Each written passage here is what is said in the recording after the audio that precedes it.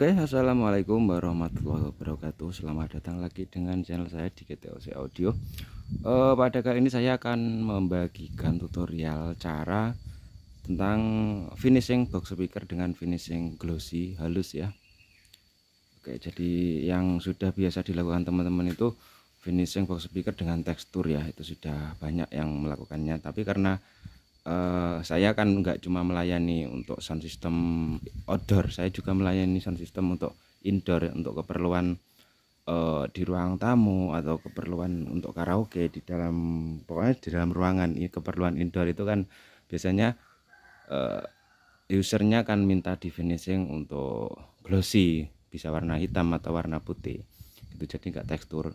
Tapi kan nggak semuanya, ada yang pesan di indoor tapi juga di tekstur juga ada. Tapi kali ini saya akan membagikan caranya bagaimana kalau finishing glossy ya, hitam glossy atau putih glossy.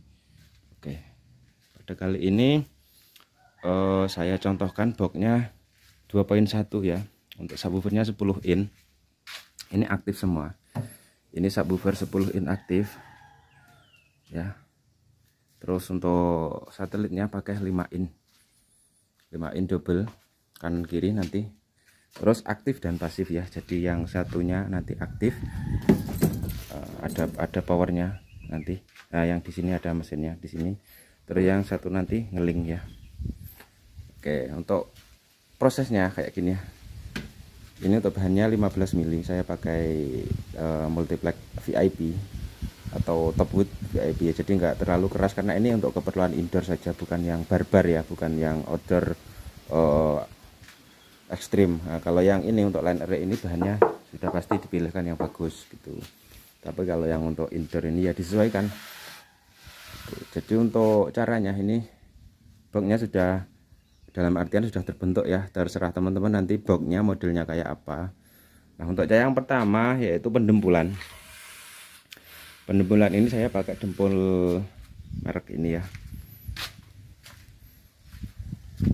Nah, pakai dempul ini sudah 2 kali dempul, Nah, yang pertama, dempul pertama itu kayak gini, nutup bagian-bagian yang berlubang, misal bekas skrup atau bekas paku, ditutup kayak gini. Nah, sesudah itu di dempul full kayak gini. Sudah didempul full, terus di amplas tahap pertama. Amplas tahap pertama ini bisa pakai mesin ya, bisa pakai mesin sander kayak gini. Oke, kalau sudah debunya dibersihkan, jangan lupa. Terus dempul yang tahap kedua, untuk durasinya jaraknya ya 1 hari atau 2 hari ya.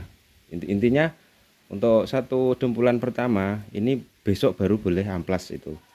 Terus setelah diamplas bisa langsung didempul lagi atau nunggu esoknya lagi gitu. Jadi untuk dempul ini baiknya durasinya lama ya, jangan terlalu cepat durasinya untuk proses antara dempul dengan pengamplasan. Biarkan tunggu sampai keras beneran gitu.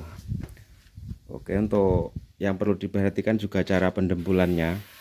Pastikan pendempulannya juga rapi. Kalau pendempulannya rapi, kita proses ngamplasnya ya juga enak. Tapi kalau dempulannya kayak kayak jalan rusak bergelombang gitu ya, nanti ngamplasnya juga sulit gitu. Nah, jadi ini yang untuk permukaan yang utama ini memang saya bikin rata banget. Tapi untuk permukaan yang bagian pojok-pojok ini ya memang saya lebihkan supaya pori-porinya tertutup semua. Kan kayak gini, kalau ini yang enggak ditutup pori, kayak ini nutup porinya susah banget. Nanti kalau diamplas, didempul terus diamplas, dia timbul lagi ini serabut-serabutnya ini. Tapi kalau yang bagian dalam ini enggak saya haluskan, biar bagian luar aja. Terus bagian dalam ini juga enggak, nanti kan tertutup grill ini, enggak nampak dari depan. Oke, ini sudah dempul 2 kali ya, dempul 2 kali. Ini contoh yang sudah saya amplas. Untuk pengamplasan yang kedua ini disarankan pakai tangan saja ya, supaya kita bisa meraba untuk kerataan permukaannya, untuk kehalusan permukaannya mana yang belum rata. Kalau pakai mesin nanti bisa-bisa habis lagi, yang terutama yang di pojok-pojokan sini bisa habis kalau pakai mesin sander. Disarankan pakai tangan untuk yang kedua ini. Untuk ukuran amplasnya saya pakai 120 saja, karena saya aslinya kan bukan tukang finishing yang kayak gini. Jadi amplas saya cuma satu macam, grid 120.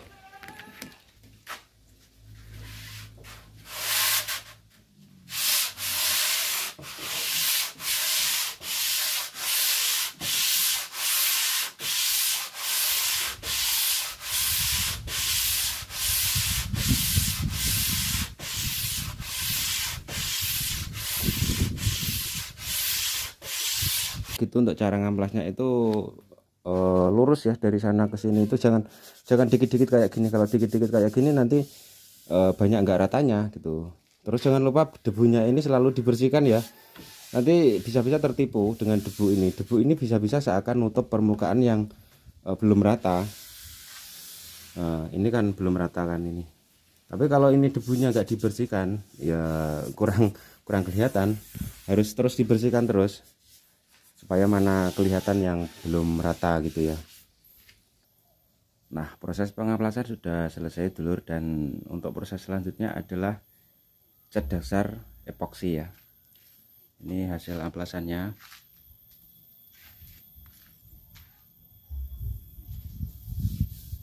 Pastikan permukaannya halus, licin ya, rata semua, nggak ada yang nggak ada yang bergelombang. Karena kadang nipu ya, ini kelihatannya kayak halus, tapi kalau sudah dicat nanti bisa nampak yang mana yang menggelembung gitu. Jadi pastikan semuanya halus. Kalau ini bagian bawah ya, ini nggak saya utamakan karena bagian bawah ini nanti ada kakinya. Oke, dan bahan-bahannya untuk proses cat dasar ini tentunya adalah yang utama adalah kompresor ya, kompresor angin harus. Karena untuk finishing glossy itu nggak bisa pakai kuas. Pakai kuas nanti hasilnya berserabut gitu ya, kayak ada rambut-rambutnya. Kemudian untuk bahan-bahannya ini ya. Untuk cat dasarnya, cat epoksinya saya pakai ini dari Nippon Paint, Nippon Epoxy High Epoxy Filler ini ya. Ini hardenernya, pengerasnya. Kemudian thinner saya pakai yang thinner A spesial ya. Kemudian ada spray gunnya saya pakai F75 nozzle standar ya. Ini nozzle standarnya itu berapa ya, 0,8 kalau nggak salah. Terus ini botol untuk mencampur ini ya, mencampur cat epoksi nanti. Kemudian ada corong untuk menuangkan cat epoksi ke botol. Kemudian ada pengaduk ini cat epoksi. Kemudian ini kuas untuk alat bersih-bersih. Terus yang terakhir ini opsi ya, kalau saya pakai sarung tangan ini, sarung tangan bidan ini namanya. Ini tipis banget tapi bisa melindungi tangan kita dari kotoran cat ya. Jadi walaupun kita ngecat, tangan kita tetap bersih.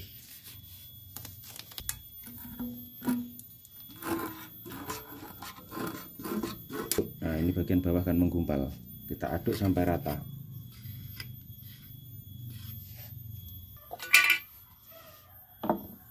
Nah, untuk kebutuhannya ini disesuaikan ya. Kalau misal untuk proyek saya kali ini mungkin nggak sampai 1 kaleng ya, saya bikin setengah aja, setengah kaleng. Untuk campurannya hardener ini nanti ya setengahnya. Acuan saya adalah kaleng aja ya. Misal untuk 1 kaleng cat ini 1 kaleng hardener. Kalau ini setengah kaleng cat berarti setengah kaleng hardener. Sebenarnya ada campuran formulanya di sini. Campurannya ada semua beserta thinnernya.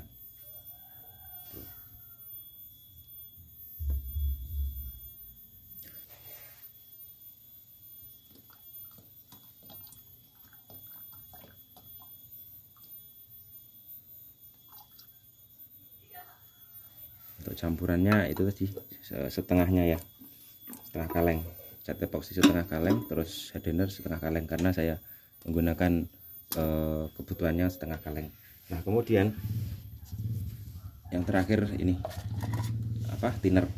Untuk thinner ini sesuai dengan kebutuhan ya, jangan terlalu encer juga jangan terlalu kental. Kalau terlalu encer akibatnya nanti cat epoksinya kurang tebal. Kalau terlalu kental akibatnya nanti spregannya kurang bagus ya, kita nyemprotnya di spregannya bisa macet nanti kalau terlalu kental.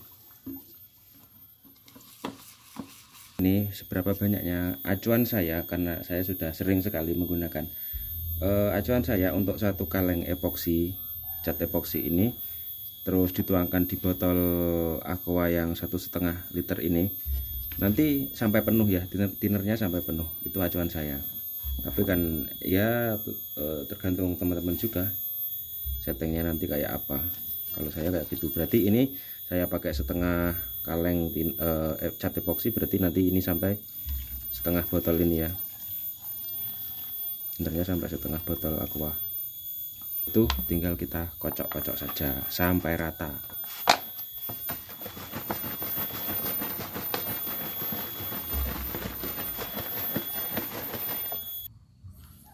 Oke, untuk langkah selanjutnya kita setel tekanan angin ya.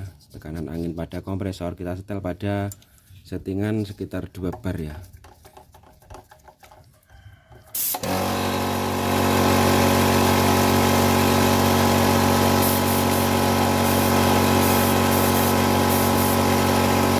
Oke, saya matikan dulu. Nah, ini settingannya 2 bar. Kenapa harus dikasih penyetabil kayak gini, supaya angin yang keluar ini stabil ya. Oh iya, regulator namanya. Nah kenapa harus dikasih regulator kayak gini, regulator angin, supaya angin yang keluar dari spregan nanti stabil. Kalau kita setting 2 bar, dia keluarnya 2 bar terus, jangan nggak naik turun ya. Kalau nggak ada regulatornya ini, tergantung ini kompresornya. Kalau anginnya full, anginnya juga kencang. Kalau anginnya kecil, anginnya juga kecil. Hasil pengecatannya kurang bagus. Nah, disarankan pakai regulator angin kayak gini. Kita setting di 2 bar.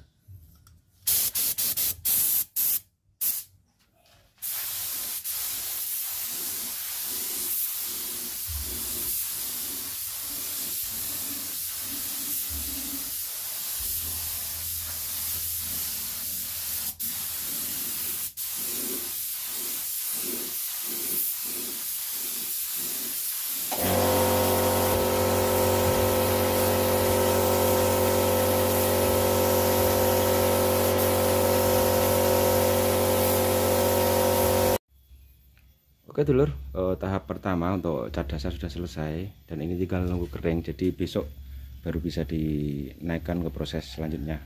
Ini dengan grillnya juga sudah, untuk tutup belakangnya ini yang subwoofer aktif ya. Oke, tinggal nunggu kering.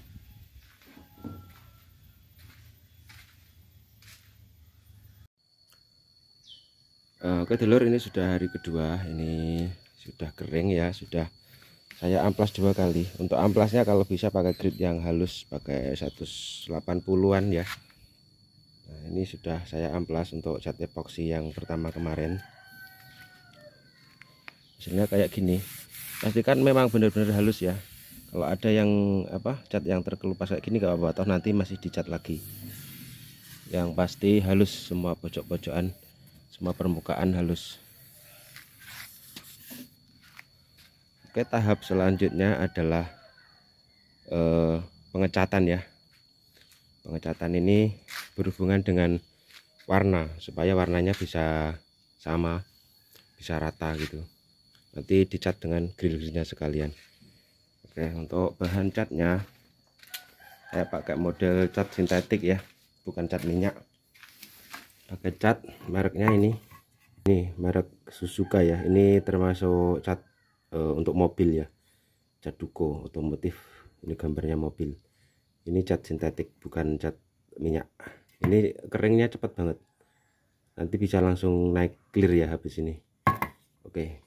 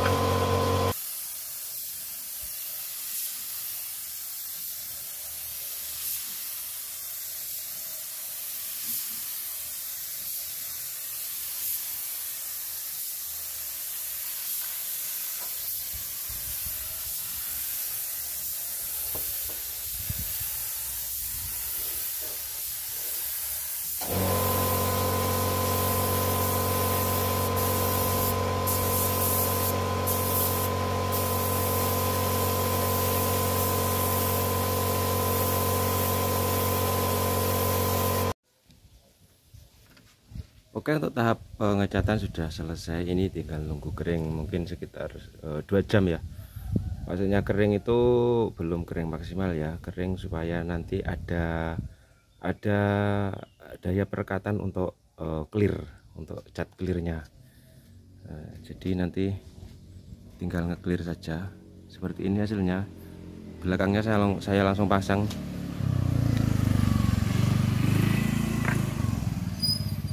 Nah, kayak gini. Ini sudah halus ya. Nanti tinggal kalau sudah kering tinggal ngamplas tipis-tipis, pakai yang amplas halus banget. Amplasnya juga ya jangan terlalu kasar, tipis-tipis gitu. Terus tinggal nge-clear. Oke, untuk bahan clearnya saya pakai merek ini ya, Furnicot. Ini hardenernya. Kemudian untuk perbandingan takarannya sudah ada dalam kemasan ya, 100 banding 0,9 kalau nggak salah.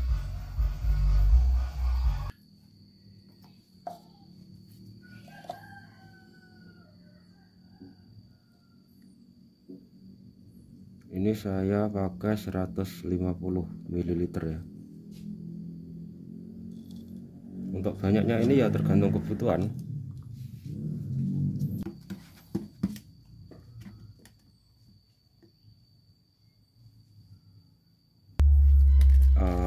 Yang primernya 150 ml, berarti untuk hardenernya sekitaran berapa ya, 0,9 nya itu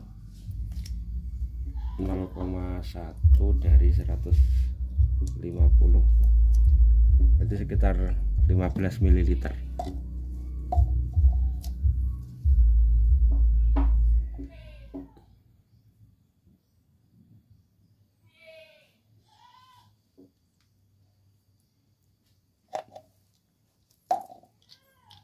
Ini efeknya kalau hardenernya terlalu banyak nanti cepat banget keringnya.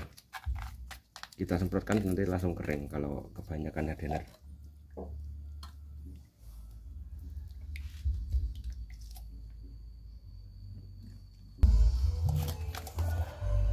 Oke, untuk saringannya saya pakai ini ya, masker yang saya sobek. Saya ambil bagian yang paling tipis.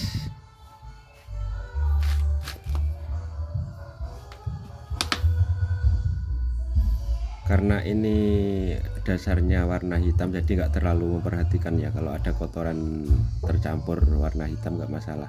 Tapi kalau untuk finishing yang selain warna hitam ya harus wadahnya benar-benar bersih ya.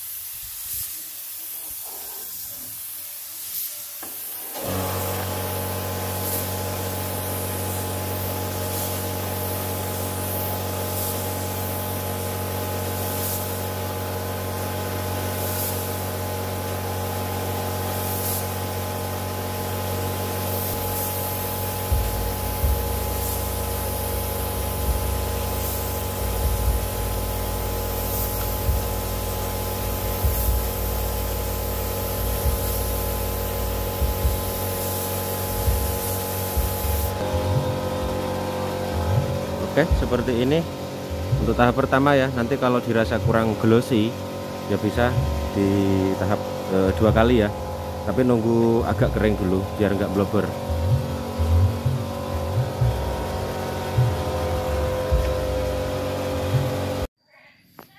Oke lor, ini sudah finish, sudah 2 kali ya. Jadi tadi habisnya 150 ml kali 2 berarti 300 ml untuk semua ini. Ya lumayan tebal sih.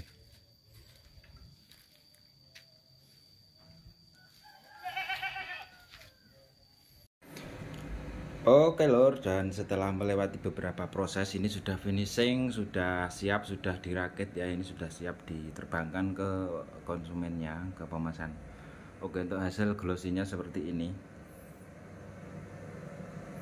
Untuk apa itu namanya, handle subwoofernya variasi ya. Kalau kolomnya ini tidak dikasih handle karena ruangnya sangat terbatas, terus juga nggak berat lagi ya. Oke, seperti ini finishingnya. Kita tes suaranya ya, kita tes suaranya. Ini inputnya pakai HP. Terus untuk model ini subwoofer ini 2.1 cuma nggak stereo ya, karena kolomnya yang aktif cuma satu dan satunya cuma ngeling. Jadi ini 2.1 cuma nggak stereo.